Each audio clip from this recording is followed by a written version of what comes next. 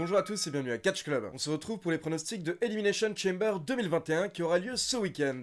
Donc dans cette vidéo, comme d'habitude, 3 choses. D'abord, je vais vous donner les informations de diffusion du show. Ensuite, on va passer au concours pronostics.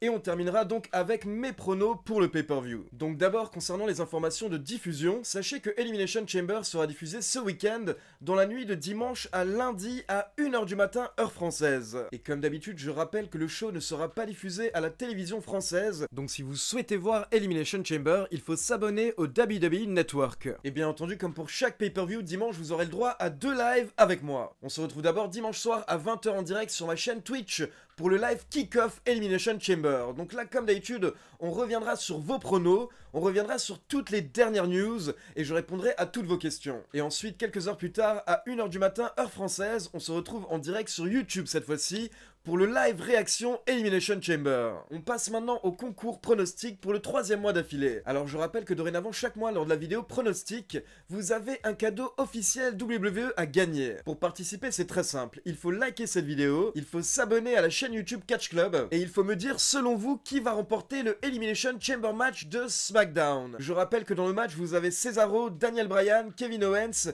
Jey Uso, King Corbin et Sami Zayn. Donc dans les commentaires, dites-moi selon vous qui sera le vainqueur du Elimination Chamber match de SmackDown. Et surtout, comme je l'ai dit, n'oubliez pas également de liker la vidéo et de vous abonner à la chaîne. Pour info, le concours prend fin dimanche 21 février à minuit et je donnerai le nom du vainqueur le lendemain, donc le 22 février, dans la vidéo review de Elimination Chamber. Et comme d'habitude, le vainqueur aura le droit de choisir le t-shirt de son choix sur le site WWE Euroshop. Allez, c'est parti, on enchaîne avec les pronostics de Elimination Chamber et on démarre avec le championnat des États-Unis.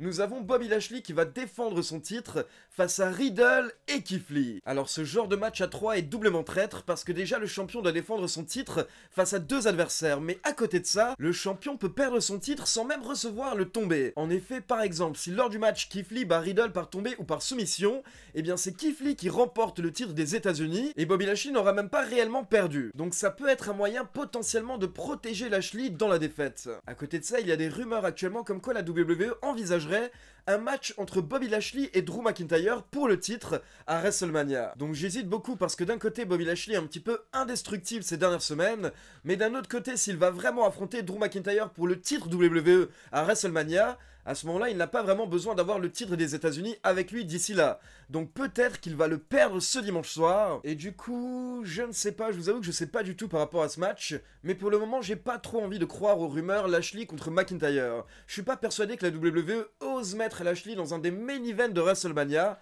Donc je vais tout de même miser sur une victoire de Lashley qui conserve le titre des États-Unis. Mais qui sait, peut-être qu'il le perdra prochainement, justement à WrestleMania. On enchaîne ensuite avec le match pour le titre féminin de Raw avec la championne Asuka qui devait défendre son titre face à Lacey Evans. Mais si vous suivez l'actualité, vous êtes sûrement au courant que Lacey Evans est enceinte. Elle est réellement enceinte, elle l'a annoncé lors de Raw. Du coup, Lacey Evans ne pourra pas catcher lors de Elimination Chamber. Actuellement, au moment où je tourne cette vidéo, la fédération n'a toujours pas annoncé la remplaçante de Lacey Evans. Donc, petite question à laquelle vous pouvez également répondre dans les commentaires. Selon vous, qui va affronter Asuka lors de Elimination Chamber? Bon, bien entendu, je sais déjà que je vais avoir énormément de Becky Lynch dans les réponses, mais pour info, on ne sait toujours pas quand est-ce que Becky Lynch va remonter sur les rings, donc actuellement, je ne peux pas vous confirmer la présence de Becky Lynch à Elimination Chamber. Et à côté de ça, je pense qu'on y a également un petit peu tous pensé, mais quand la WWE ne sait pas trop quoi faire, habituellement, ils utilisent Charlotte Flair. Donc pourquoi pas Charlotte Flair contre Asuka ce dimanche. Mais moi j'aimerais bien voir une petite surprise, j'aimerais bien voir un petit peu de changement. Donc personnellement je vais un petit peu miser sur une catcheuse HS. Mais je souhaiterais voir Rhea Ripley qui débarque dans le roster principal et qui affronte Asuka ce dimanche soir à Elimination Chamber. Et petite cerise sur le gâteau, j'aimerais même que Rhea Ripley batte Asuka. On passe ensuite au premier Elimination Chamber match de la soirée pour le titre WWE. Nous avons donc le champion Drew McIntyre qui défend son titre face à Randy Orton, Sheamus, AJ Styles, Jeff Hardy et Kofi Kingston. Et première remarque, déjà je pense qu'on attend tous une intervention du Fiend ce dimanche. Ça fait maintenant environ 2 mois que le Fiend a disparu et je sais que beaucoup de fans trouvent que ça fait trop longtemps. Mais il faut comprendre que la fédération est en train de raconter une histoire, un petit peu comme dans une série ou dans un film. Parfois il arrive quelque chose de grave à un personnage et il disparaît pendant quelques semaines. Ben là c'est ce qu'il s'est passé avec The Fiend. Je rappelle tout de même que The Fiend a entièrement brûlé, donc c'est logique qu'il soit absent pendant une longue période. Et en plus plus, le fait de le retirer des écrans de cette manière, ben, ça crée une certaine envie, une certaine hype chez les fans. Alors que si le film avait simplement raté 2 semaines d'action, bah limite on se serait plaint justement en disant attendez le type il s'est fait brûler et il est déjà de retour. Donc honnêtement cette longue absence du film est totalement logique et parfois il faut savoir être un petit peu patient et essayer d'apprécier le storytelling de la WWE, la manière dont la fédération raconte une histoire. Mais du coup forcément on pense que le film va intervenir lors de ce match, sûrement pour mener à l'élimination de Randy Orton. À côté de ça je rappelle que Kofi Kingston remplace The Miz dimanche soir, car The Miz a décidé de se retirer du match Elimination Chamber, vu qu'il a déjà une opportunité pour le titre grâce à sa mallette Money in the Bank. Donc maintenant la question c'est est-ce que The Miz va encaisser dimanche soir?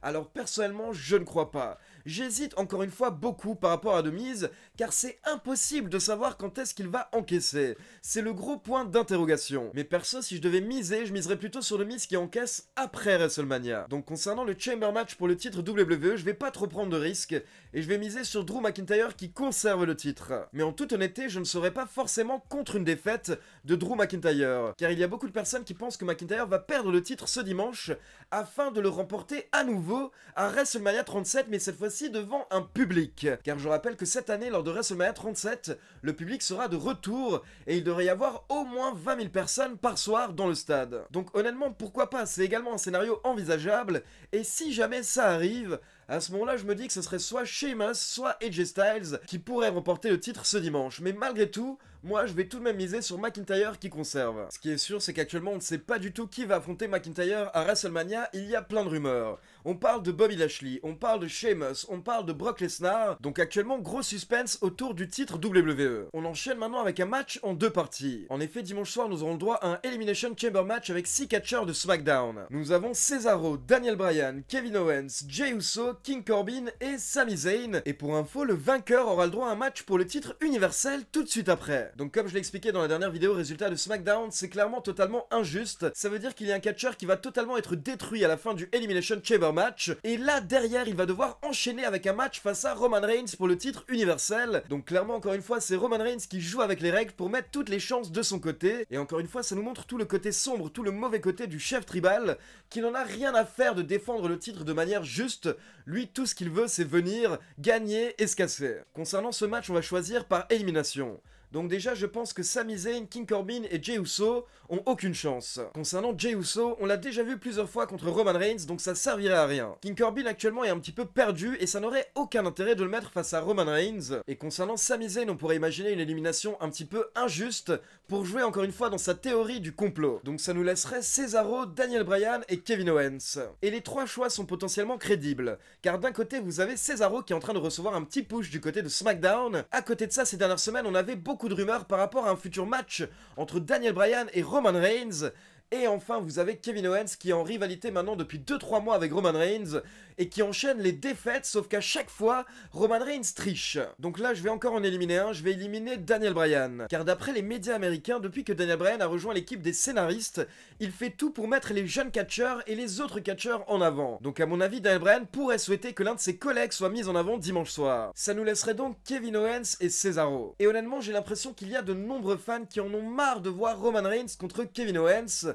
Donc allez, je vais oser, je vais miser sur une victoire de Cesaro. Cesaro qui remporte le Elimination Chamber match ce dimanche, ce qui pourrait lui donner vraiment un gros push. Ce serait une énorme victoire dans sa carrière. Et derrière, ce qui serait beau, c'est que malgré le fait qu'il soit amoché et épuisé, il puisse enchaîner pendant plusieurs minutes et nous sortir un match de qualité face au chef tribal. Dimanche soir, ce sera un petit peu l'occasion de pusher Cesaro vers les sommets en lui donnant vraiment la soirée de sa vie. Donc moi, je vais d'abord miser sur une victoire de Cesaro lors du Elimination Chamber match. Et derrière, on aura donc Cesaro contre Roman Reigns pour le titre universel.